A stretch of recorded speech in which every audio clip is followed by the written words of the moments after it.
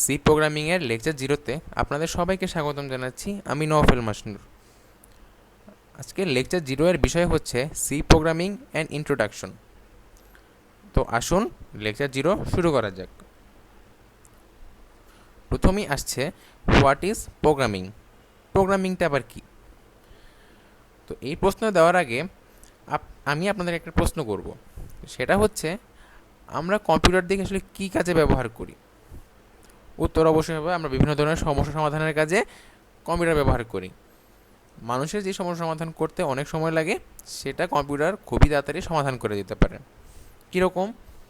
যেমন ধরা যাক, আমি যদি কাউকে বলি যে আচ্ছা তুমি আমাকে 1000তম প্রাইম নাম্বারটি বের করে দাও, তাহলে সে বের করতে পারবে, বাট তার অনেক সময় লাগবে।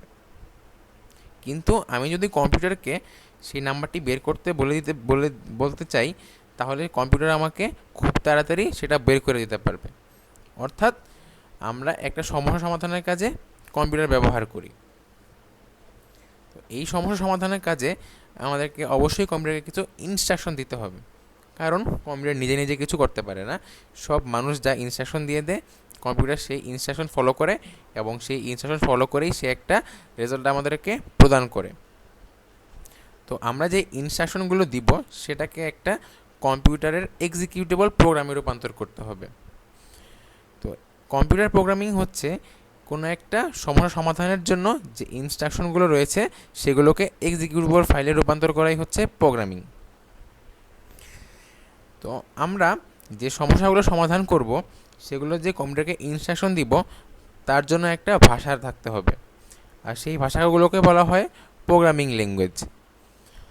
তো বিভিন্ন ধরনের প্রোগ্রামিং ল্যাঙ্গুয়েজ রয়েছে, যেমন C, C plus plus, Java, এরকম বিভিন্ন ধরনের প্রোগ্রামিং ল্যাঙ্গুয়েজের নাম আমরা অনেকেই শুনেছি। তো এই প্রোগ্রামিং ল্যাঙ্গুয়েজগুলোর মধ্যে আমরা সি প্রোগ্রামিং ল্যাঙ্গুয়েজ দিয়ে আমাদের প্রোগ্রামিং শুরু করতে চাই। কেন আমরা সি প্রোগ্রামিং দিয়ে লেকচার শুরু করব বা আমাদের প্রোগ্রামিং শুরু করব, সেটা চলুন জেনে নিই। প্রথমেই আসছে যে সি হচ্ছে একটা mid level language. Mid level language মানে এটা কি? বর্তমানে প্রোগ্রামিং ল্যাঙ্গুয়েজকে তিনটা ভাগে ভাগ করা যায়। সবার উপরে রয়েছে হাই লেভেল ল্যাঙ্গুয়েজ, তারপরে রয়েছে মিড লেভেল ল্যাঙ্গুয়েজ, এবং শেষে রয়েছে low level language. Mid level ল্যাঙ্গুয়েজের সুবিধা হচ্ছে যে এটা হাই লেভেল ল্যাঙ্গুয়েজের সুবিধাসমূহ এবং লো লেভেল ল্যাঙ্গুয়েজের সুবিধাসমূহ রয়েছে, সেগুলো সব কম্বাইন করে মিড লেভেল ল্যাঙ্গুয়েজ তৈরি করা হয়েছে।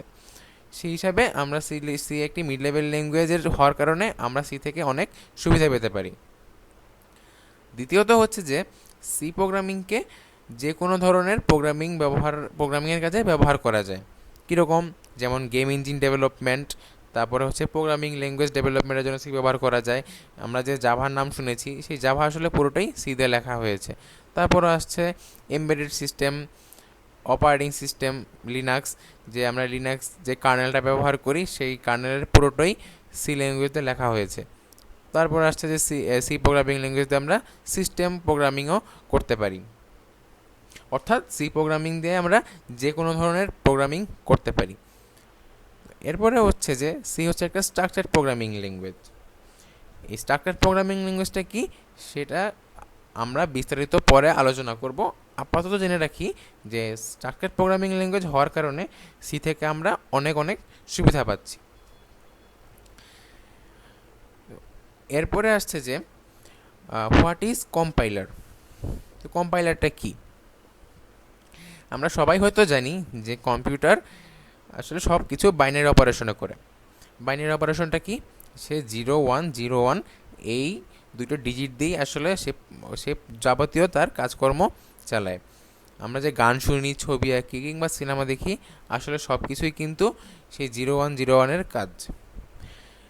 এখন আমরা যে প্রোগ্রামিং ল্যাঙ্গুয়েজগুলো লিখব বা প্রোগ্রামিংগুলো করব, সেগুলোকে 0-1-0-1-এ রূপান্তর করে দিতে হবে, কারণ কম্পিউটার ডাইরেক্ট প্রোগ্রামিং ল্যাঙ্গুয়েজটা বোঝে না। তো এই প্রোগ্রামিং ল্যাঙ্গুয়েজটাকে অনুবাদ করে দেওয়ার জন্য আমাদেরকে আরেকটা প্রোগ্রাম লাগবে। সেই প্রোগ্রামটা হচ্ছে একটা অনুবাদক প্রোগ্রাম, যাকে বলবো আমরা কম্পাইলার। অর্থাৎ কম্পাইলার হচ্ছে কোনো একটা প্রোগ্রামিং ল্যাঙ্গুয়েজ বা প্রোগ্রামিং সোর্স কোডকে কম্পিউটারের ভাষা, বা যেটা বলি আমরা মেশিন ল্যাঙ্গুয়েজ, সেই ভাষায় রূপান্তর করে দেওয়ার জন্য যে প্রোগ্রাম, সেটাই হচ্ছে কম্পাইলার। তো বিভিন্ন প্রোগ্রামিং ল্যাঙ্গুয়েজের জন্য বিভিন্ন ধরনের কম্পাইলার রয়েছে। সি এর জন্য নির্দিষ্ট কম্পাইলার রয়েছে, যেমন হচ্ছে জিসিসি বা G++, এরকম বিভিন্ন ধরনের কম্পাইলার রয়েছে। তো এখন আমরা যদি সি শুরু করতে চাই তাহলে আমাদেরকে কিছু জিনিসপত্র জানতে হবে আগে থেকে। সেগুলো কি? যেমন ফাংশন, তারপরে সি সোর্স কোডের স্ট্রাকচার বা সিনট্যাক্স, তারপরে হেডার ফাইল কি, এগুলো একটু আমাদেরকে জেনে নিতে হবে। তো চলুন সেগুলো একটু জেনে নিই। প্রথমেই হচ্ছে ফাংশন। ফাংশনটা কি? ফাংশন হচ্ছে is a block of codes, অর্থাৎ কিছু কোডের সমষ্টি নিয়ে একটা ফাংশন তৈরি হয়। তারপর হচ্ছে যে একটা when the function is called the codes are executed. এর মানে হচ্ছে আমরা ইচ্ছা করলে একটা ফাংশনকে কল করতে পারি। যখন ফাংশনটাকে কল করা হয় তখন সেই ফাংশনের আন্ডারে যে কোডগুলো রয়েছে সেই কোডগুলো এক্সিকিউট হয়।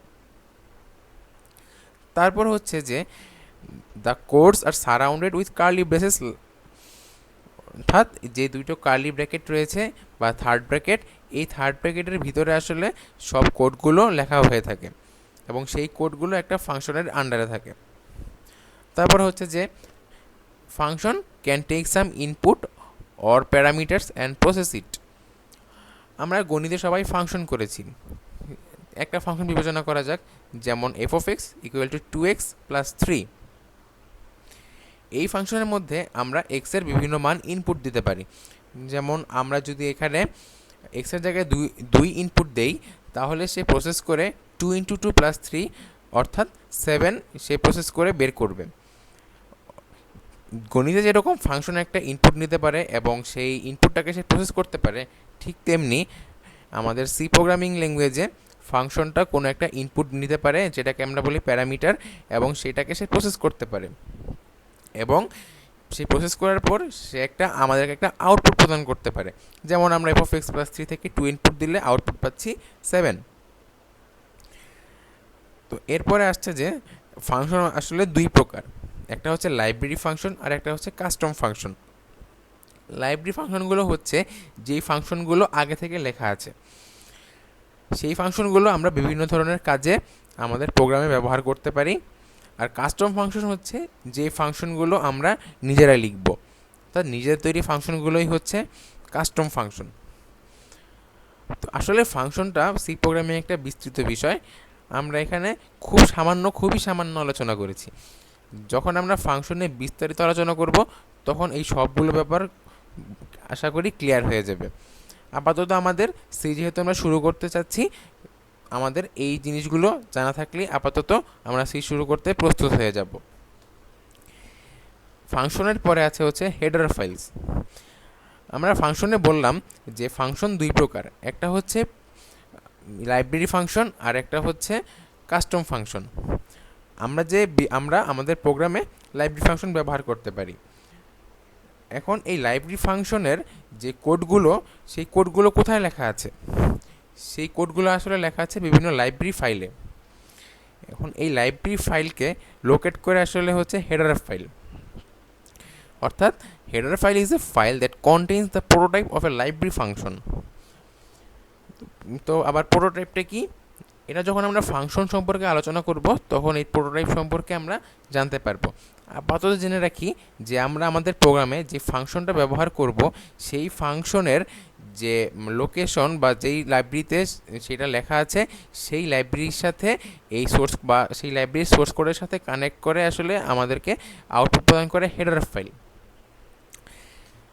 তো হেডার ফাইলের একটা এক্সটেনশন থাকতে হবে, সেটা হচ্ছে .h। আমরা যেমন ডকুমেন্ট ফাইলের এক্সটেনশন থাকে .doc কিংবা পিডিএফ ফাইলের এক্সটেনশন থাকে .pdf, ঠিক তেমনি হেডার ফাইলের এক্সটেনশন থাকে .h। তারপর হচ্ছে header files has to be included in the C source code if we use library function। অর্থাৎ আমরা যদি আমাদের প্রোগ্রামে কোনো লাইব্রেরি ফাংশন ব্যবহার করি তাহলে আমাদেরকে অবশ্যই সেই ফাংশনের যে হেডার ফাইলটা রয়েছে সেই হেডার ফাইলটা আমাদের সি প্রোগ্রামে ব্যবহার করতে হবে। তারপর একটা লাইব্রেরি ফাইল কিভাবে বা একটা হেডার ফাইল কিভাবে সি সোর্স কোডে ইনক্লুড করা যায় সেই ইনক্লুড করার সিস্টেম হচ্ছে যে হ্যাশ ইনক্লুড, তারপরে হচ্ছে আমাদের কোন আকৃতির একটা ব্র্যাকেট, তারপরে হচ্ছে হেডার ফাইল বা আমাদের যেই ফাইলটা চাই সেই ফাইলটার নেম ডট এইচ, এবং সেই কোন আকৃতির ব্র্যাকেটের ক্লোজ। এইভাবে আমরা একটা হেডার ফাইল আমাদের সোর্স কোডে ইনক্লুড করতে পারি। এরপরে আসা যাক যে সি সোর্স কোডের সিনট্যাক্স, অর্থাৎ একটা সি সোর্স কোডটা কীভাবে থাকে। প্রথমেই হচ্ছে সি সোর্স কোডের একটা মেইন ফাংশন থাকতে হবে, অর্থাৎ যে লেখা আছে যেটা এখানে সেটা হচ্ছে must have a main function which will be called by operating system. আমরা যখন ফাংশন নিয়ে খানিকটা আলোচনা করেছিলাম তখন বলেছি যে ফাংশনকে আসলে কল করা যায়। মেইন ফাংশনটা হচ্ছে সি প্রোগ্রামিংয়ের একটা মূল ফাংশন বা হচ্ছে যে মানে কোর ফাংশন যেটা বলি। এই ফাংশন দিয়ে সি প্রোগ্রামিং তার এক্সিকিউশন শুরু করে। যখনই একটা সি প্রোগ্রাম রান করা হয় তখন অপারেটিং সিস্টেম সবার প্রথমেই খুঁজে যে সি এর মেইন ফাংশনটা কোথায় আছে।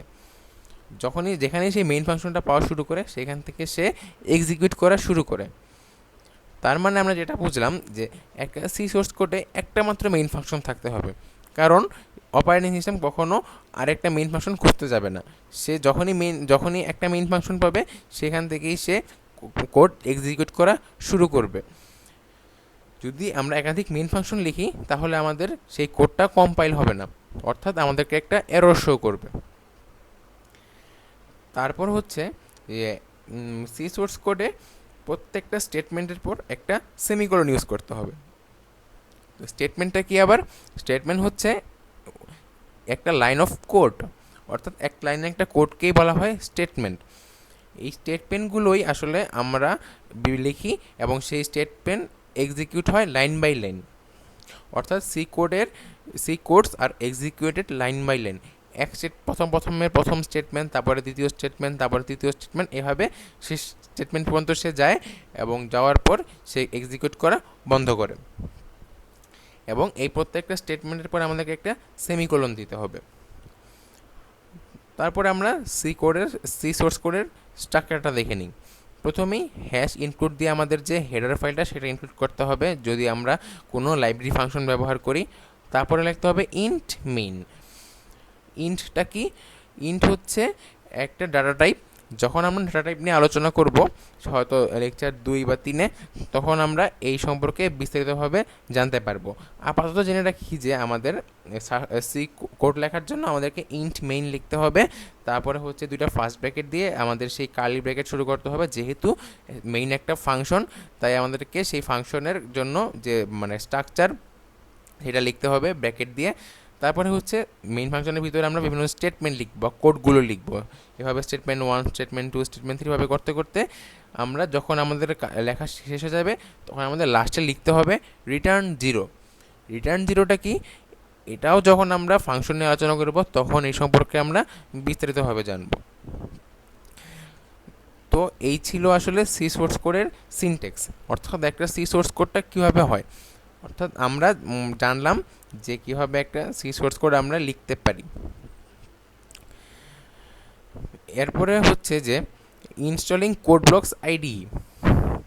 তো আইডিটা হচ্ছে ইন্টিগ্রেটেড ডেভেলপমেন্ট এনভায়রনমেন্ট। এটা আবার কি? এটা হচ্ছে যে আমরা সোর্স সি প্রোগ্রামিং করার জন্য কি ইউজ করব, একটা টেক্সট এডিটর, অর্থাৎ আমরা যেখানে কোড লিখব। তারপর হচ্ছে যে আমরা কম্পাইলার, যেই কম্পাইলার দিয়ে আমরা আমাদের সোর্স কোডটাকে মেশিন ল্যাঙ্গুয়েজে রূপান্তর করব বা কম্পাইল করব। এগুলো বিভিন্ন ধরনের জিনিসপাতি আমাদের প্রয়োজন হয়। কোড ব্লকস হচ্ছে একটা সফটওয়্যার যেটা আসলে এই সবগুলো জিনিসকে একত্র করেছে এবং কিছু এক্সট্রা ফিচার আমাদের জন্য প্রোভাইড করেছে যাতে আমাদের ডেভেলপমেন্ট বা কোডিংয়ের জন্য অনেক অনেক সুবিধা হয়। আমরা এই আইডিই হিসেবে কোড ব্লকস ব্যবহার করব। কোড ব্লকস একটা ওপেন সোর্স সফটওয়্যার এবং ফ্রি। এটা আমরা বিনামূল্যে নেট থেকে নামাতে পারি। তো চলুন আমরা দেখে নিই কোথা থেকে আমরা আমাদের কোড ব্লকস আইডিই নামাবো বা ডাউনলোড করব। তো প্রথমেই আমরা আমাদের ওয়েব ব্রাউজারে গিয়ে google.com-এ যাই এবং সেখানে আমরা লিখি কোড ব্লকস। কোড ব্লকস লেখার পর আমরা এখান থেকে কোড ব্লকসের ওয়েবসাইট যাব এবং সেখান থেকে আমরা ডাউনলোড বাটনে ক্লিক করি। তো ডাউনলোড এই পেজটা আসলে আমরা সেখান থেকে ডাউনলোড দ্য বাইনারি রিলিজ, সেখান থেকে আমরা এটা ক্লিক করব। ক্লিক করার পর আমরা এখানে দেখব যে আমাদের উইন্ডোজের জন্য উইন্ডোজ 2000 এক্সপি ভিস্তা 7-এর জন্য এখানে কোড ব্লকস 3টা ফাইল রয়েছে। আমরা শেষের ফাইলটা বা এই যে code blocks 13.12 MINGW setup TDM GCC এই ফাইলটা আমরা ডাউনলোড করে নিব। আমাদের এই দুটো ডাউনলোড করলে কিন্তু চলবে না, এটা ডাউনলোড করতে হবে, কেননা এটার মধ্যে যে আমাদের কম্পাইলার সেটা ইনক্লুডেড রয়েছে। তো আমরা যদি লিনাক্স ব্যবহার করি তাহলে আমরা এখানে লিনাক্সের জন্য এখান থেকে আমরা ফেডোরা কিংবা হচ্ছে ওপেন সুসে এগুলোর জন্য আমরা ডাউনলোড করতে পারি।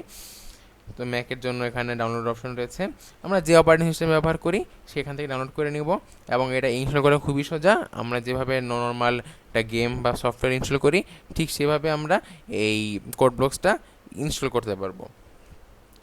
কোড ব্লকস ইনস্টল হয়ে যাওয়ার পর আমরা যদি কোড ব্লকস ওপেন করি তাহলে আমরা এরকম একটা স্ক্রিন দেখতে পারবো। এখন আমরা কীভাবে আমাদের সি প্রোগ্রামিং শুরু করতে পারি। তো প্রথমেই আমরা ফাইলে যাব, ফাইলে গিয়ে নিউয়ে গিয়ে আবার ফাইলে যাওয়ার পর আমরা এখান থেকে সি প্লাস প্লাস সোর্স এখানে আমরা সিলেক্ট করব। সিলেক্ট করে নেক্সট, তারপর আমরা যেহেতু সি কোড করব তাহলে আমরা সি সিলেক্ট করে দিব, নেক্সট। এখান থেকে আমরা একটা ফাইল নেম দিব। তো কি ফাইল নেম দেওয়া যায়, যে আমরা যে কোনো একটা ফাইল নেম দিই, হ্যালো দিলাম। যেহেতু আমরা বলেছি সি সোর্স কোডের একটা এক্সটেনশন হবে ডট সি, সেজন্য আমরা সি এক্সটেনশন আমরা দিয়ে দিলাম। সি ডট সি মানে বোঝাচ্ছে যে এটা একটা আসলে C source code, C programming ল্যাঙ্গুয়েজের সোর্স কোড। যখন কম্পাইল করবে তখন সে এই সোর্স কোডটাকেই কম্পাইল করবে। তো আমরা এইভাবে হ্যালো ডট সি লিখে সেভ করে, আচ্ছা আমাদের এখানে সিলেক্ট করতে হবে কোথায়, হ্যাঁ সিলেক্ট করে দিয়ে তারপর আমরা সেভ দিলাম। আচ্ছা সেভ হলো, তারপর আমরা ফিনিশ। এখানে আমাদের যে কোড করার আমাদের এডিটরটা এসে পড়েছে, এখানে আমরা আমাদের কোডিং শুরু করতে পারি। প্রথমেই আমাদের যে সি কোডের আমরা যে লিখেছিলাম যে কোডের লেখার নিয়ম, প্রথমেই লিখতে হবে ইন্ট মেইন। আমরা ইন্ট মেইন লিখে ফেললাম, দুইটা ব্র্যাকেট এবং হচ্ছে আমাদের সেই কার্লি ব্র্যাকেটের মধ্যে যেহেতু আমাদের রিটার্ন 0 লিখতে হবে, আমরা রিটার্ন 0 লিখে ফেললাম। এরপরে হচ্ছে আচ্ছা আমাদের এই সি বা আমরা যে কোডটা করব সেই কোডের কাজটা আমরা বলে নিই আগে। কাজটা হচ্ছে যে আমাদের আমাদের একটা স্ক্রিনে হ্যালো ওয়ার্ল্ড এই লেখাটা প্রিন্ট করে দেখাবে বা আমাদেরকে শো করবে, এরকম একটা কোড এখন আমরা লিখব। তো আমরা যেহেতু সি প্রোগ্রামিং করছি, তো আমরা সি প্রোগ্রামিংয়ের বেসিক যে জিনিসগুলো ইন্ট মেইন, তারপরে একটা ব্র্যাকেট বা মেইন ফাংশনে লেখার পরে ব্র্যাকেট দিয়ে রিটার্ন 0 এটা লিখে ফেললাম। লেখার পর আমরা একটা লাইব্রেরি ফাংশন ইউজ করব। লাইব্রেরি ফাংশনটা হচ্ছে প্রিন্ট এফ। এই প্রিন্ট এফ ফাংশনটার কাজ হচ্ছে আমরা এই প্রিন্ট এফ ফাংশনের ভিতরে এই ব্র্যাকেটের ভিতরে এই দুটো কমার ভিতরে অ্যাপোস্ট্রফি কমার ভিতরে যা লিখে দিব সেটা সে স্ক্রিনে শো করে দেখাবে। আমরা যেহেতু হ্যালো ওয়ার্ল্ড শো করতে চাই, তো আমরা এখানে লিখে ফেললাম হ্যালো ওয়ার্ল্ড লিখে ফেললাম। যেহেতু এটা হচ্ছে একটা স্টেটমেন্ট, সেজন্য আমাদেরকে অবশ্যই সেমিকোলন ইউজ করতে হবে। আমরা রিটার্ন 0 একটা স্টেটমেন্ট, সেজন্য রিটার্ন 0-এর পরেও একটা সেমিকোলন ব্যবহার করেছি। এই প্রিন্টএফ হচ্ছে একটা লাইব্রেরি ফাংশন। যেহেতু আমরা বলেছি যে লাইব্রেরি ফাংশন ব্যবহার করতে হলে অবশ্যই সেই ফাংশনের হেডার ফাইলটা আমাদেরকে ইনক্লুড করতে হবে। তো আমরা সেজন্য এই প্রিন্টএফ ফাংশনের হেডার ফাইলটা ইনক্লুড করে ফেলি। তো এই হেডার ফাইলটা হচ্ছে হ্যাশ ইনক্লুড দেওয়ার পর হচ্ছে এই হেডার ফাইল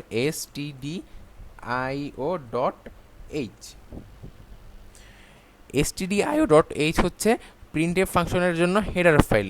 stdio মানে হচ্ছে স্ট্যান্ডার্ড ইনপুট আউটপুট, অর্থাৎ স্ট্যান্ডার্ড ইনপুট আউটপুট সংক্রান্ত যাবতীয় কোড এই হেডার ফাইলের মধ্যে লেখা আছে। স্ট্যান্ডার্ড ইনপুট আউটপুট কি, যেমন হচ্ছে যে স্ক্রিনে কিছু শো করা কিংবা হচ্ছে আমাদের কিবোর্ড থেকে কোনো একটা ইনপুট গ্রহণ করা, এরকম বিভিন্ন ধরনের ইনপুট আউটপুট সংক্রান্ত কাজগুলো এই স্ট্যান্ডার্ড stdio.h এই হেডার ফাইল দ্বারা করা হয়।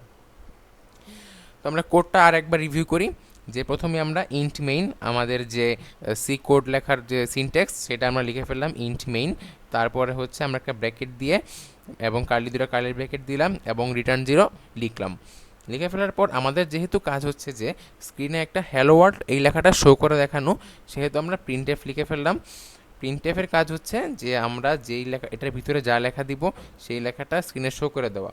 এটা যেহেতু একটা প্রিডিফাইন ফাংশন বা এটা হচ্ছে একটা লাইব্রেরি ফাংশন, সেই জন্য আমরা এটার যে হেডার ফাইল, সেই হেডার ফাইলটা এখানে ইনক্লুড করে ফেললাম, #include stdio.h, এভাবে আমরা ইনক্লুড করে ফেললাম। ইনক্লুড করে ফেলার পর আমরা প্রিন্টএফের ভিতরে যেহেতু আমরা হ্যালো ওয়ার্ল্ড লেখাটা শো করতে চাই, আমরা হ্যালো ওয়ার্ল্ড লেখাটা লিখে ফেললাম। এবং এই পুরোটা হচ্ছে একটা স্টেটমেন্ট, যেহেতু এটা একটা স্টেটমেন্ট সেই জন্য আমাদেরকে লাস্টে একটা সেমিকোলন দিতে হবে। রিটার্ন 0 একটা স্টেটমেন্ট, সেই জন্য আমরা রিটার্ন 0-এর পরেও সেমিকোলন দিলাম। তো আমাদের কোড লেখা শেষ, এখন আমাদের এটাকে রান করে দেখার পালা। আমরা কীভাবে রান করতে পারি, প্রথমেই আমাদেরকে এখান থেকে বিল্ড করতে হবে। তো আমরা বিল্ড করলাম। আমাদের যদি কোডে কোনো প্রবলেম না থাকে, অর্থাৎ সি কোডের সিনট্যাক্সে যদি কোনো প্রবলেম না থাকে, তাহলে আমাদেরকে এখানে 0 এরর 0 ওয়ার্নিং এই লেখাটা আমাদের শো করবে। এটার মানে হচ্ছে যে আমাদের কোডে কোনো সমস্যা নেই। বিল্ড করার পর এখন আমরা রান করতে প্রস্তুত। এখানে আমরা রান বাটনে যদি ক্লিক করি তাহলে দেখা যাবে আমাদের স্ক্রিনে লেখা আসছে হ্যালো ওয়ার্ল্ড, অর্থাৎ আমরা এখানে যা প্রিন্টএফের ভিতরে যা লিখে দিয়েছিলাম সেটা আমাদের এই স্ক্রিনে শো করে দেখালো। এখানে আবার এক্সট্রা কিছু লেখা আছে, সেটা কি, প্রসেস রিটার্ন 0, 0 × 0। এটার মানেটা কি? এটার মানে যখন আমরা যে ফাংশন সম্পর্কে পড়ব তখন এই প্রসেস রিটার্ন 0 এটার মানেটা আমরা জানবো। এরপরের লাইন হচ্ছে এক্সিকিউশন টাইম 0.005 সেকেন্ড। এটার মানে হচ্ছে যে এই প্রোগ্রামটা চলতে আমাদের এই কম্পিউটারের 0.005 সেকেন্ড লেগেছে। এরপরের লাইন হচ্ছে প্রেস এন্টার টু কন্টিনিউ। এই এন্টার চাপলে আমাদের এই প্রোগ্রামটা এক্সিকিউশন করা স্টপ করে দিবে। উইন্ডোজ ব্যবহারকারীদের জন্য স্ক্রিনে লেখা আসবে যে প্রেস এনি কি টু কন্টিনিউ। সেই ক্ষেত্রে কিবোর্ড থেকে যে কোনো একটা কি চাপ দিলেই প্রোগ্রামটা এক্সিকিউট করা বন্ধ করে দিবে। অর্থাৎ আমরা আমাদের প্রথম প্রোগ্রামটা লিখে ফেললাম এবং প্রোগ্রামটা সুন্দরভাবে কাজ করলো। আমরা যা চেয়েছিলাম যে স্ক্রিনে একটা হ্যালো ওয়ার্ল্ড লেখাটা শো করতে, সেই লেখাটা সে শো করে দিল। তো এই ছিল আজকে আমাদের লেকচার 0, সি প্রোগ্রামিংয়ের লেকচার 0। আশা করি সবাই লেকচার 0টা ঠিকমতো বুঝতে পেরেছেন। তো এর পরবর্তীতে আসবে লেকচার 1, সেখানে আমরা সি প্রোগ্রামিং নিয়ে আরও আলোচনা করব এবং সামনে এগিয়ে যাব। আশা করি সেই পর্যন্ত সবাই ভালো থাকবেন, সুস্থ থাকবেন। সবাইকে ধন্যবাদ।